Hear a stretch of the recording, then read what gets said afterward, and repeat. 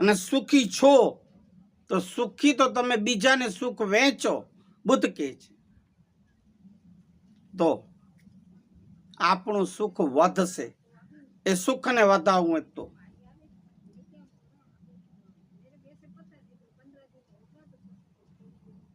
જે વ્યક્તિનું મન શાંત છે,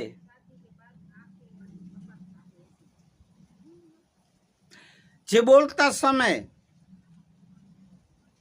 પોતાનું કામ કરતા સમય જે શાંત રહે છે, એ વ્યક્તિ સત્યને પ્રાપ્ત કરી લીધું હોય છે. સત્યને પ્રાપ્ત કરી લીધું ને સમજી લીધું હોય સત્યને, તો એ શાંત છે.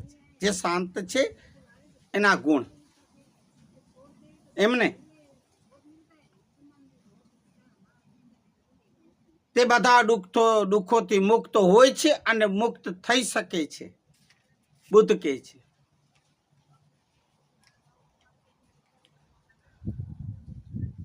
શંકા કરવી એ ખતરનાક છે, વેમ રાખવો એ ખતરનાક છે.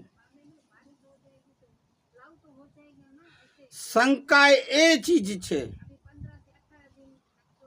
જે સંબંધોમાં તિરાડો પાડી શકે છે, લોકોને અલગ કરી શકે છે. બે સારા મિત્રો હોય એને પણ આ શંકા વેમ એ મિત્રોને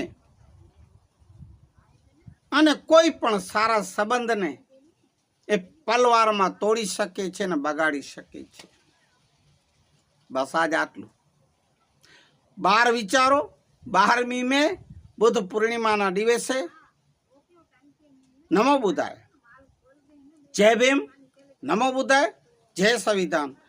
ફરી બુદ્ધમ શરણં ગચ્છામિ, ધમ્મં શરણં ગચ્છામિ,